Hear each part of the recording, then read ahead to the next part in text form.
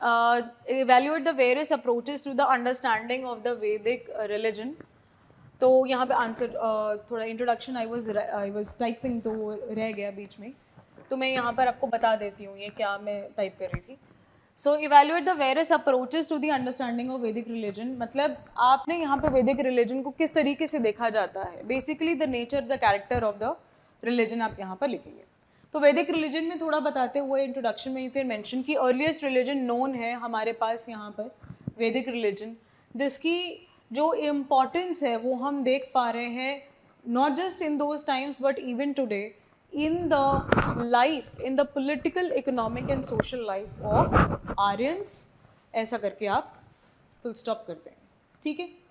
फिर इसके बाद आप यहाँ पर आएंगे और मेंशन करेंगे क्या, दैट ऋग्वेदा रिफ्लेक्ट्स नेचर को एक एक करके. सबसे पहले नेचुरल पॉलिथिज्म.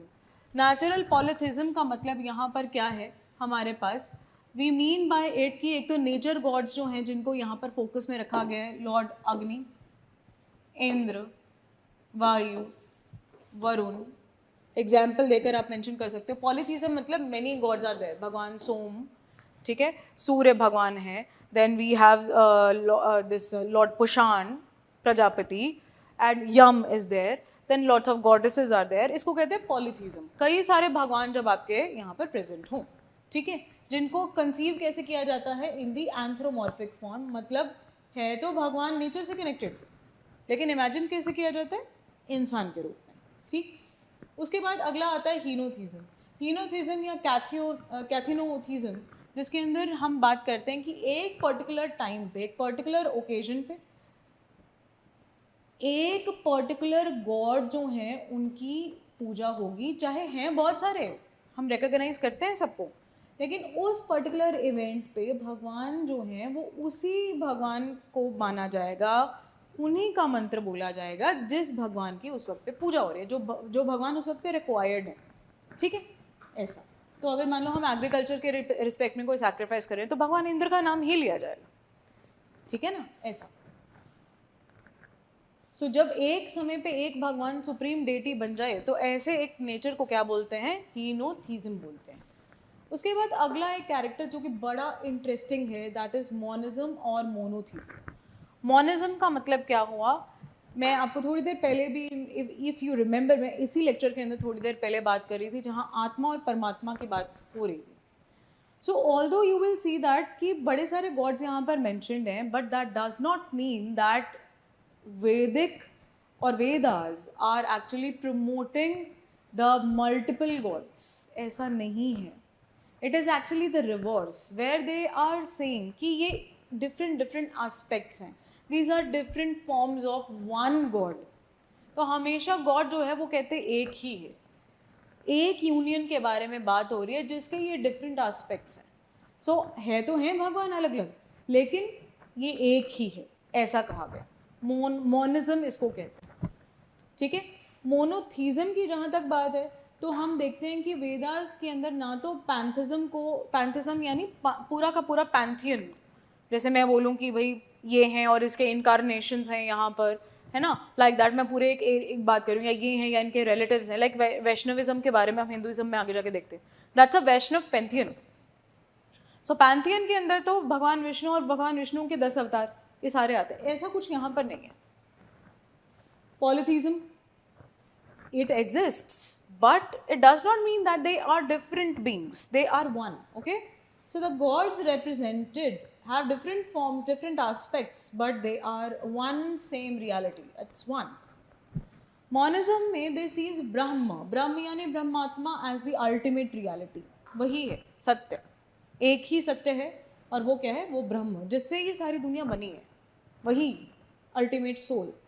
तैत्तिरीय उपनिषद के अंदर we see that Brahma is that form from which all are born, ठीक है. यही चीज़ हम देखते हैं ना, पुरुषोक्त हाइम के अंदर भी हमें ये बताया जाता है कि एक ब्रह्म आत्मा से पैदा हुए हैं सभी. इसका मतलब ये है कि वही एक है, जो है वही है, इकलौते. और इसी को हम मोनोथीज्म के फॉर्म में भी देख सकते हैं, that they are talking about one god, Brahma atma, paramatma, ठीक है. And that too, that is not separate from you, that lies within you. Monism, आत्मा और परमात्मा एक ही है, but just that the आत्मा is ignorant that is, you can say, devoid of any kind of knowledge. That knowledge needs to be gained, and that's how when Atma will convert into Paramatma. Okay? तो वही आत्मा है, वही परमात्मा में convert हो जाएगी once you gain that knowledge. Okay? Next one is Vedic religion is also referred to as sacrificial cult, which we know of course. So Purusukta Haim के अंदर इतनी बात हम लोग अभी कर चुके हैं. Purusukta Haim के अंदर it is talked about the primordial sacrifice where from a Brahmatma every being of this land, of this earth is born. So from the mouth the Brahmins are born, from the arms the Kshatriyas are born, from the thighs the Vaishyas are born, and from the feet the servant class Shudras are born. ऐसा 10th Mandla of Rigveda में लिखा गया. Fine. फिर उसके बाद आप लिख सकते हो यहाँ पे कि जितने भी गॉड्स हैं they are venerated through the sacrifices. There is no idol worship, there are no temples, just the sacrifice, just the yagya. Okay, that is performed by a Brahmana, and in return of which that Brahmana is charging a fees which is called दक्षिणा.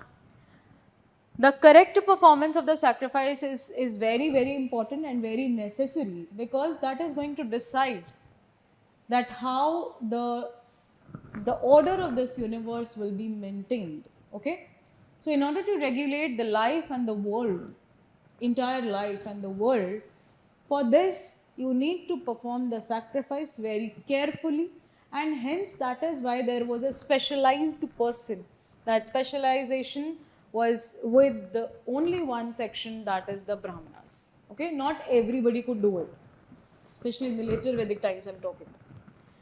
Coming to the next here was religion was not based on any magic or ritual formula.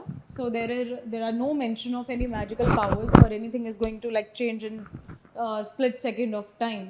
So ऐसा नहीं है. These are actually a way of venerating the God, worshipping the Almighty, worshipping एक power को, एक supreme power को. तो भगवान को वो पावर कहा गया. The one who is the most powerful, the one who is actually controlling all the people, all the humans, the land. कोई भी जीव जंतु है, पेड़ पौधों को भी, पक्षियों को, पशुओं को, तो ऑल द एनिमल्स, बर्ड्स, यानी all living beings are controlled by the god. He is the one who is regulating all. ठीक है, तो ये मेंशन करना है यहाँ पे.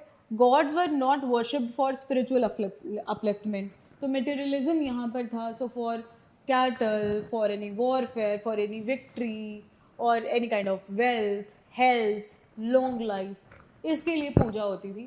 और बाद में जाके हम वैदिक पीरियड में देखते हैं कि philosophical dimension rise करता है, where बातें जो है आत्मा और ब्रह्म की होने लगती हैं, where we talk of we talk negative of any materialism in the sacrifices and focusing more on what? On the philosophy, on the mysticism, on this contemplation that one should meet the God. There should be a connection between the God, a bhakti. उसके ऊपर focus किया. ठीक है? So salvation और मोक्ष जैसी बातें बाद में आती है, और वो कहते हैं कैसे मिल सकता है? When you actually gain that knowledge, और वो ब्रह्म आत्मा में आप मिल जाओ तब. Finally, Vedic religion was associated with real life and shaped the society of those times. ठीक है, आप ऐसा लिख सकते हो. और changing times के साथ हालांकि आप देखोगे बहुत सारी complexities जो हैं वो जुड़ती गई हैं, और आगे आने वाले टाइम पे ऐसा कुछ हुआ that we had lost track of all the things that were going during those times, क्योंकि काफ़ी सारे changes आने लगे धर्म के अंदर, idol worship, मंदिर और etc things. तो वो कंटिन्यूटी जो थी वो टूट गई, चाहे जिन भी रीजंस की वजह से टूटी, पर टूटी, जिसकी वजह से अगर आज की डेट में हमारे देश का एक इतना बड़ा रिलीजन है, अगर आप इसकी रूट्स फाइंड करने के लिए जाओ तो कई सारी ऐसी चीज़ें हैं जो हमें मिलती नहीं, हम बैक ट्रैक नहीं कर पा रहे हैं. ओके, ऐसा करके आप यहाँ पे आज के टाइम से कनेक्ट कर सकते हो जैसे मैंने किया है.